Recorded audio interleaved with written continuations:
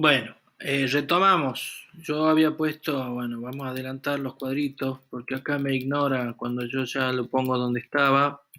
Nosotros quedamos en esta parte, terminamos de ver el papel que juegan las hipótesis y ahora pasamos a ver el ingreso al ambiente o lo que se llama el campo. El término campo tiene un origen. Ustedes saben que la investigación cualitativa básicamente nace con el campo de la antropología, donde cuando comienza la antropología los antropólogos iban literalmente al campo, porque el origen de la antropología está ligado originalmente al estudio de las comunidades, digamos, originarias, diríamos hoy, para usarlo en términos modernos. Eh, De ahí que quedó el término campo para referirse al espacio de trabajo del investigador cualitativo. Pero, digamos, el campo se refería porque era campo-campo y finalmente terminó refiriéndose, por ejemplo, el campo puede ser un área urbana actualmente, ¿no? Y que claramente no es el campo. Entonces quedó como una suerte de metáfora el campo. Pero igual nos sigue interesando es cómo se accede a ese espacio de trabajo que le llamamos ambiente o campo. Veamos con un poco más de detenimiento. Ah, mira vos lo que está haciendo acá. Bueno, lamentablemente, bueno, espero que puedan leer. Igual, de nuevo, esto está sacado del texto de Sampieri, o sea, yo simplemente estoy subrayando las partes que son importantes, ustedes tienen el material para confrontarlo con mayor claridad y más comodidad en el dossier. Sampieri dice acá, una vez que hemos elegido un ambiente, contexto o lugar apropiado, comenzamos la tarea de responder a las preguntas de investigación. El ambiente puede ser tan variado, y fíjense que esto es importante, como el planteamiento del problema. Puede ser un hospital, una o varias empresas, el área de producción de una fábrica, una obra civil, una zona selvática, en fin, ya ven que el campo puede tomar distintas formas según lo que nos interesa investigar a nosotros. Si estudiamos el comportamiento de una especie animal, una comunidad indígena, por ejemplo, una universidad, una plaza pública, en fin, un consultorio, una casa donde sesiona un grupo, etc. Bueno, son ejemplos de lo variadas formas que puede tomar el campo.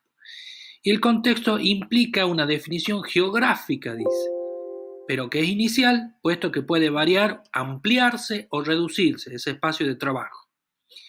Imaginemos que queremos estudiar los valores de ciertos estudiantes universitarios mediante la observación de las conductas que los reflejen o representen.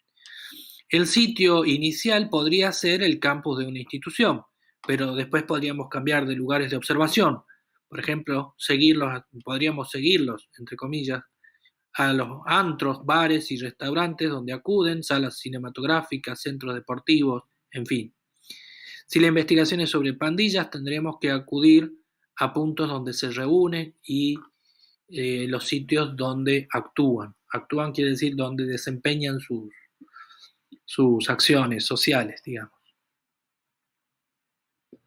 Aclarada la noción de campo, vamos a qué es lo que pasa cuando ya estamos en el campo. Y Sampieri pone esta pregunta, dice, ingresamos al campo y luego ¿qué sería?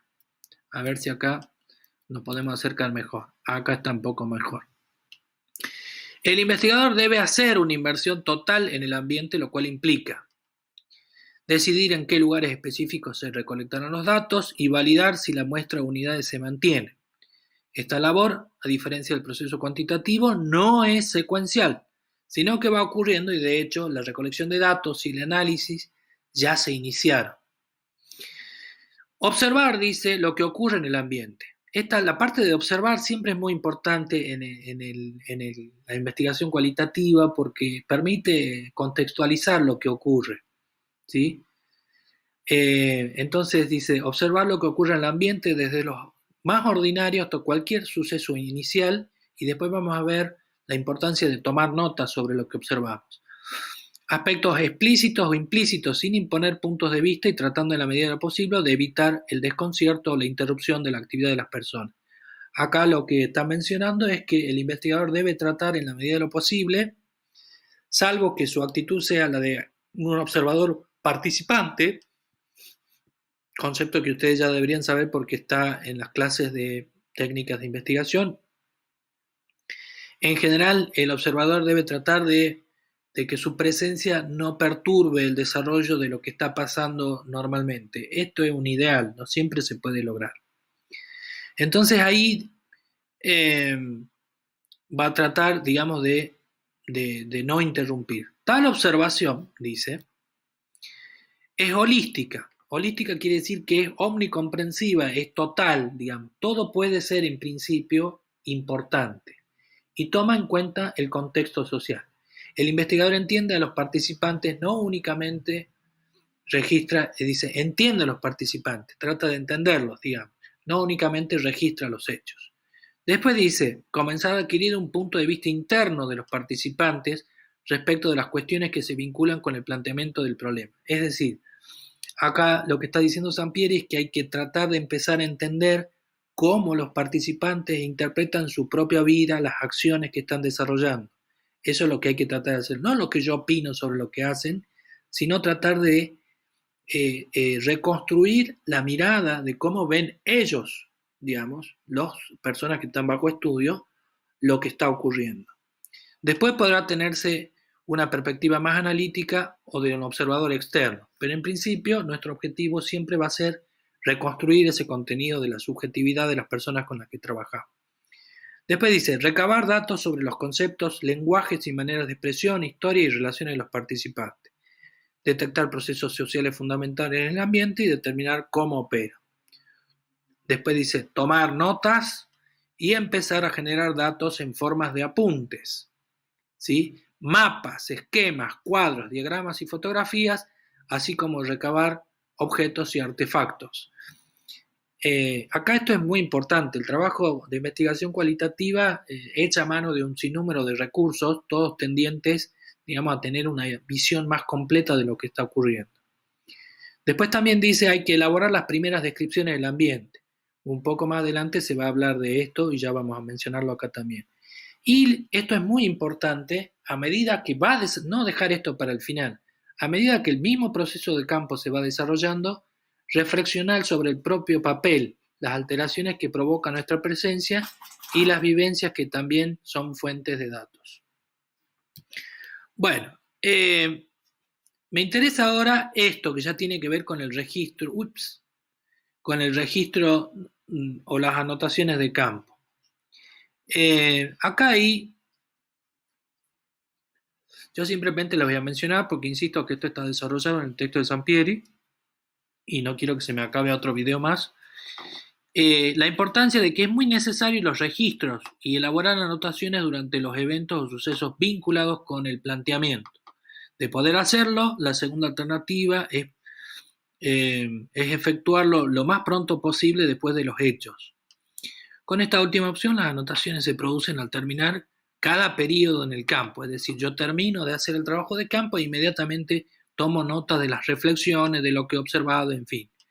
Lo que dice los puntos de 1 a 5 son los recursos o lo que hay que anotar. Por ejemplo, anotaciones de la observación directa se refiere a anotar una descripción de lo que estamos viendo, ¿sí? Después hay anotaciones de tipo interpretativas. Ahí estamos interpretando un poco, ya pasamos de la descripción a hacer las primeras interpretaciones. Esto es un proceso que hace el investigador. El tercero son las anotaciones temáticas, los temas que van surgiendo de nuestro proceso de investigación en el campo.